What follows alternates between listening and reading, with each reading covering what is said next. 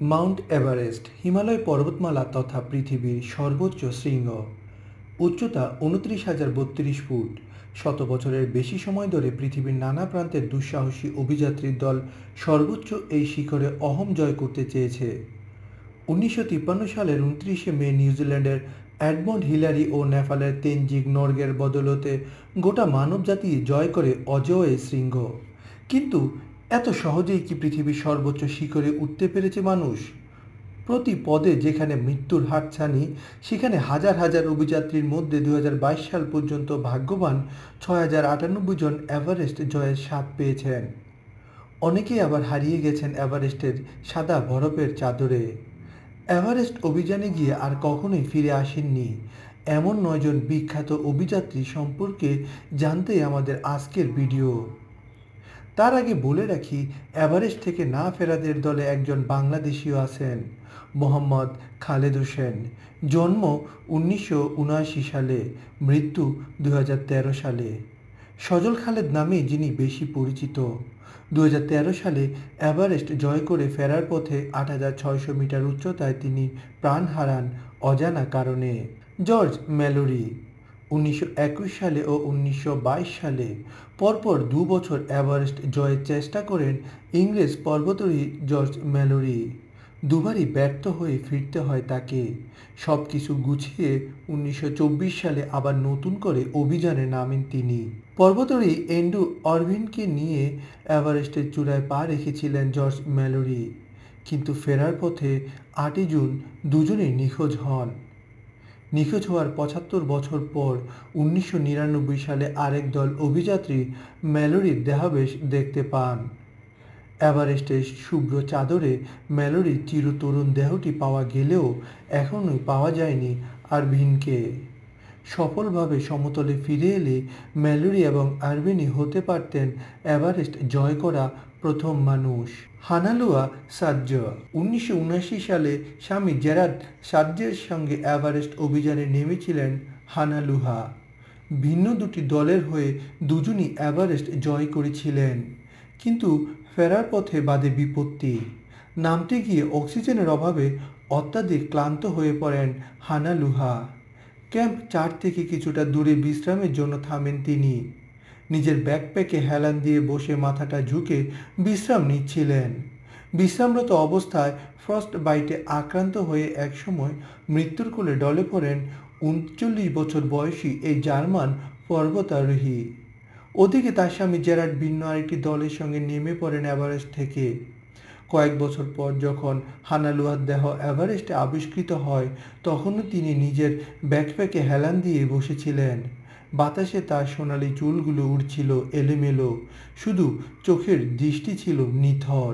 Green বুট ১৯৯৬ সালের মে মাসে ভারতের ইন্দো তিব্বতীয় সীমান্ত পুলিশের ৬ সদস্যের একটি অভিযাত্রী দল এভারেস্টে ওঠে। স্বাভাবিক গতিতে চূড়ার কাছে পৌঁছে যায় দলটি। ১০ মে দলটি চূড়া থেকে একটু দূরে মারাত্মক তুষার ঝড়ের কবলে পড়ে। ৬ জনের মধ্যে ৩ জন চূড়ায় না উঠে ফিরে আসেন।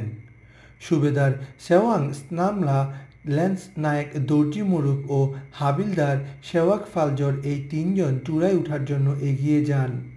সেদিন বিকেলে রেডিওতে তারা এভারেস্ট জয়ের খবর বেস ক্যাম্পে জানান। চূড়ায় কিছুক্ষণ কাটিয়ে তারা নেমে আসতে শুরু করেন, কিন্তু এরপর ওই ৩ জনের সঙ্গে আর যোগাযোগ করা সম্ভব হয়নি।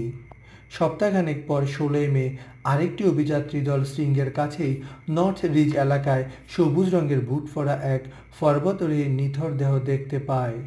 ধারণা করা হয় সবুজ বুট পরা ওই মৃতদেহটি হারিয়ে যাওয়া ভারতীয় পর্বতারোহী সেওয়াং ফালজরের। রব হল ছিলেন তার সময়ের সবচেয়ে জনপ্রিয় পর্বত আরোহীদের মধ্যে অন্যতম। নিউজিল্যান্ডে জন্ম নেওয়া অসীম সাহসী এই অভিযাত্রী একে একে পৃথিবীর ৭ মহাদেশের ৭টি উঁচু শৃঙ্গ জয় করার পর ১৯৯৬ সালে মে মাসে আবারও এভারেস্ট জয়ের অভিযানে নামেন। ১১ই মে তীব্র তুষার ঝড়ে আক্রান্ত হন। আরও অনেক অভিযাত্রীর সঙ্গে সেদিন তিনিও প্রাণ হারান।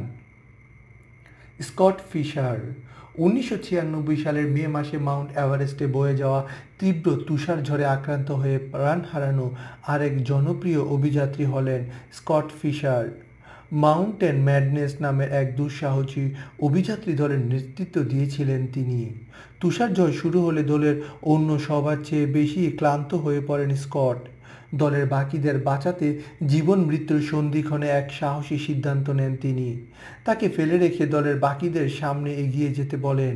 এরপরই ধীরে ধীরে ঠান্ডায় জমে যেতে শুরু করেন এই মার্কিন পর্বত আরোহী। মৃত্যুর আগে পরার্থে নিজেকে বলি দেওয়ার নায়কোচিত এক আখ্যান লিখে গেছেন স্কট। ফ্রান্সিস আর্সেন্তিয়েভ, যিনি স্লিপিং বিউটি নামেও পরিচিত। অক্সিজেন সিলিন্ডার ছাড়া এভারেস্ট জয়ী প্রথম মার্কিন নারী হয়ে রেকর্ড গড়ার স্বপ্ন ছিল ফ্রান্সিসের। স্বপ্ন পূরণের উদ্দেশ্যে 1998 সালের মে মাসে স্বামী সার্গেই আর্সেন্তিয়েভকে সঙ্গে নিয়ে এভারেস্ট অভিযানে নামেন 40 বছর বয়সী এই নারী। প্রথম মার্কিন নারী হিসাবে অক্সিজেনের সিলিন্ডার ছাড়াই এভারেস্ট জয় করার রেকর্ড গড়েন ফ্রান্সিস। জয়ের গৌরব নিয়ে স্বামী সার্গেই সহ চূড়া থেকে নামতেও শুরু করেন। হঠাৎই ফ্রান্সিসের গতি কমে যায়, স্বামীর থেকে পিছিয়ে পড়েন। অনেকক্ষণ ফ্রান্সিসের দেখা না পেয়ে সের্গেই তাকে খুঁজতে শুরু করেন। অনেক চেষ্টা করেও ফ্রান্সিসের সন্ধান পেতে ব্যর্থ হন তিনি। জীবনসঙ্গীকে হারিয়ে সের্গেই দিশেহারা হয়ে পড়েন। নিজেও বিরূপ আবহাওয়ায় একসময় বরফের চাদরে নিথর হয়ে যান। চূড়ার কাছে ফ্রান্সিসের দেহ দৃশ্যমান হলেও তখন শুধু সের্গেইয়ের কুড়ালটি পাওয়া যায়। প্রায় বছরখানেক পর সের্গেইকেও পাওয়া যায় নিথর অবস্থায়।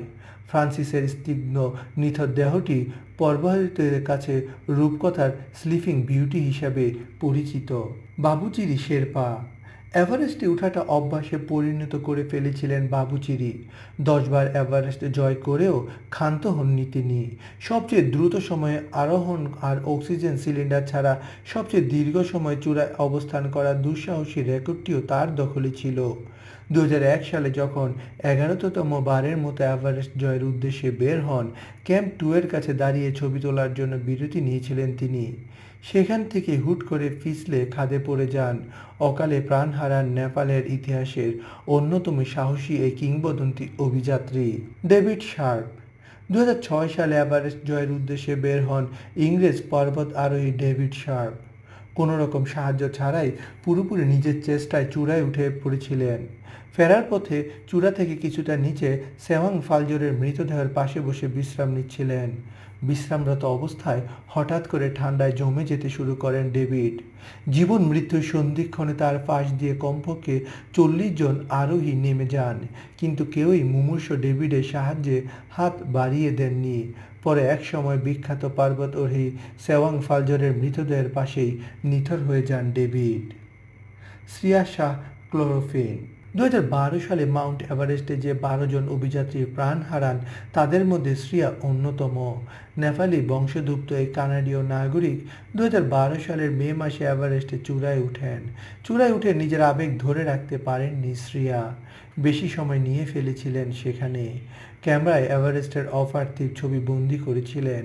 অতিরিক্ত সময় নেওয়ার কারণে তার সিলিন্ডারের অক্সিজেন একসময় ফুরিয়ে যেতে শুরু করে। চূড়া থেকে নেমে আসার পথে 26,000 ফুট উচ্চতায় অক্সিজেনের অভাবে ক্লান্ত হয়ে পড়েন শ্রিয়া। পরে সেখানেই মৃত্যুবরণ করেন।